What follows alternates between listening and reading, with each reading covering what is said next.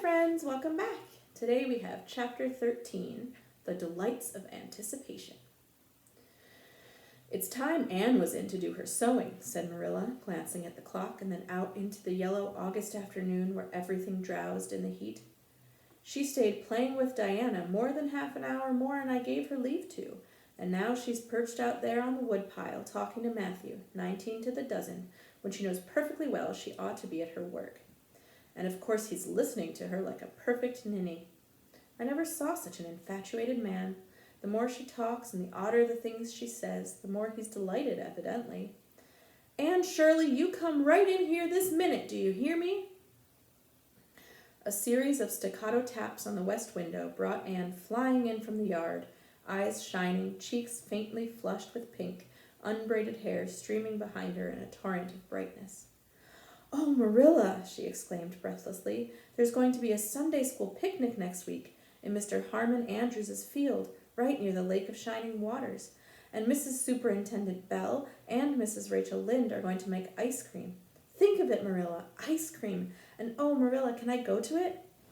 "Just look at the clock, if you please, Anne. What time did I tell you to come in?" 2:00. But isn't it splendid about the picnic, Marilla? "Please, can I go? Oh, I've never been to a picnic. I've dreamed of picnics, but I've never—" "Yes, I told you to come in at 2:00. And it's 2:45. I'd like to know why you didn't obey me, Anne." "Why, I meant to, Marilla, as much as could be, but you have no idea how fascinating Idlewild is. And then, of course, I had to tell Matthew about the picnic. Matthew is such a sympathetic listener. Please, can I go?" "You'll have to learn to resist the fascination of idle whatever you call it. When I tell you to come in at a certain time, I mean that time and not half an hour later. And you needn't stop to discourse with sympathetic listeners on your way either. As for the picnic, of course you can go. You're a Sunday school scholar, and it's not likely I'd refuse to let you go when all the other little girls are going." But, faltered Anne, "Diana says that everybody must take a basket of things to eat. I can't cook, as you know, Marilla, and I don't mind going to a picnic without puffed sleeves so much, but I'd feel terribly humiliated if I had to go without a basket. It's been preying on my mind ever since Diana told me." "Well, it needn't prey any longer. I'll bake you a basket." "Oh, you dear good Marilla. Oh, you are so kind to me. Oh, I'm so much obliged to you." Getting through with her O's, Anne cast herself into Marilla's arms and rapturously kissed her sallow cheek. It was the first time in her whole life that childish lips had voluntarily touched Marilla's face. Again, that sudden sensation of startling sweetness thrilled her. She was secretly vastly pleased at Anne's impulsive caress, which was probably the reason why she said brusquely, There, never mind your kissing nonsense. I'd sooner see you doing strictly as you're told. As for cooking, I mean to begin giving you lessons in that some of these days.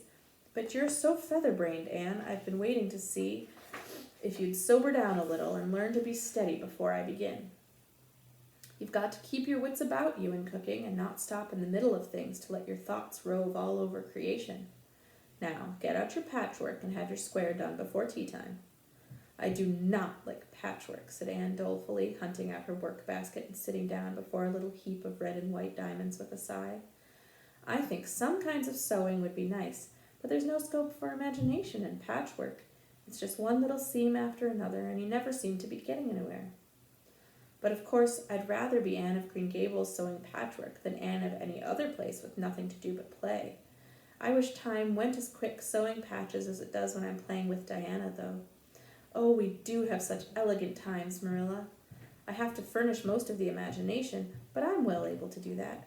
Diana is simply perfect in every other way. You know that little piece of land across the brook that runs up between our farm and Mr. Barry's? It belongs to Mr. William Bell, and right in the corner there's a little ring of white birch trees, the most romantic spot, Marilla. Diana and I have our playhouse there. We call it Idlewild. Isn't that a poetical name? I assure you it took me some time to think about it. I stayed awake nearly a whole night before I invented it. Then, just as I was dropping off to sleep, it came like an inspiration. Diana was enraptured when she heard it. We have got our house fixed up elegantly. You must come and see it, Marilla, won't you? We have great big stones, all covered with moss, for seats, and boards from tree to tree for shelves, and we have all our dishes on them. Of course, they're all broken, but it's the easiest thing in the world to imagine that they are whole. There's a piece of a plate with a spray of red and yellow ivy on it that is especially beautiful. We keep it in the parlor, and we have the fairy glass in there, too. The fairy glass is as lovely as a dream. Diana found it out in the woods behind their kitchen house. It's all full of rainbows, just little young rainbows that haven't grown big yet, and Diana's mother told her it was broken off a hanging lamp they once had.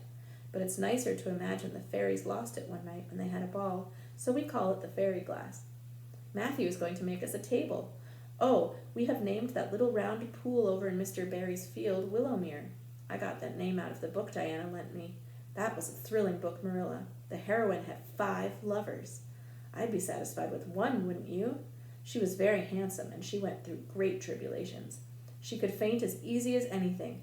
I'd love to be able to faint, wouldn't you, Marilla? It's so romantic. But I'm really very healthy for all I'm so thin. I believe I'm getting fatter, though. Don't you think I am? I look at my elbows every morning when I get up to see if any dimples are coming. Diana is having a new dress made with elbow sleeves. She's going to wear it to the picnic. Oh, I do hope it will be fine next Wednesday.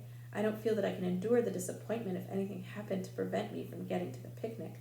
I suppose I'd live through it, but I'm certain it would be a lifelong sorrow. It wouldn't matter if I got to 100 picnics in after years. They wouldn't make up for missing this one. They're going to have boats on the Lake of Shining Waters, and ice cream, as I told you. I've never tasted ice cream. Diana tried to explain what it was like, but I guess ice cream is one of those things that are beyond imagination. Anne, you have talked even on for 10 minutes by the clock, said Marilla. Now, just for curiosity's sake, see if you can hold your tongue for the same length of time. Anne held her tongue as desired, but for the rest of the week she talked. She talked picnic and thought picnic and dreamed picnic.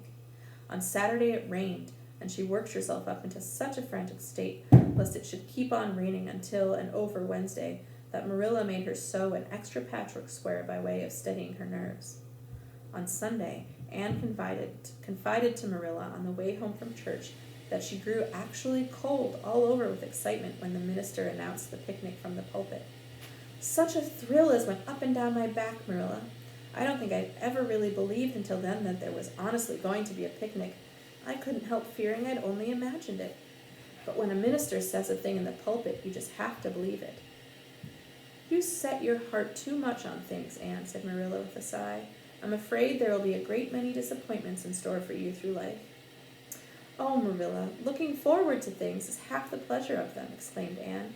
You mayn't get the things themselves, but nothing can prevent you from having the fun of looking forward to them.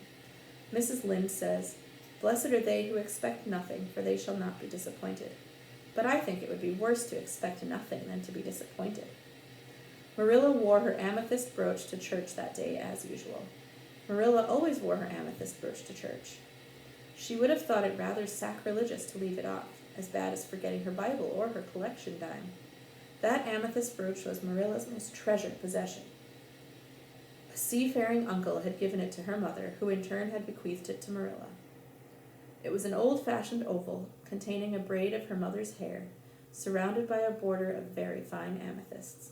Marilla knew too little about precious stones to realize how fine the amethysts actually were, but she thought them very beautiful and was always pleasantly conscious of their violet shimmer at her throat, above her good brown satin dress, even though she could not see it.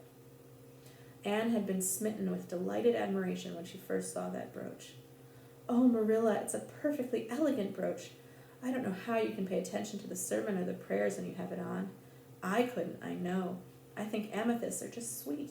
They are what I used to think diamonds were like. Long ago, before I had ever seen a diamond, I read about them and I tried to imagine what they would be like. I thought they would be lovely, glimmering purple stones. When I saw a real diamond in a lady's ring one day, I was so disappointed I cried. Well, of course, it was very lovely, but it wasn't my idea of a diamond. Will you let me hold the brooch for 1 minute, Marilla? Do you think amethysts can be the souls of good violets? And that is the end of chapter 13. See you tomorrow for 14.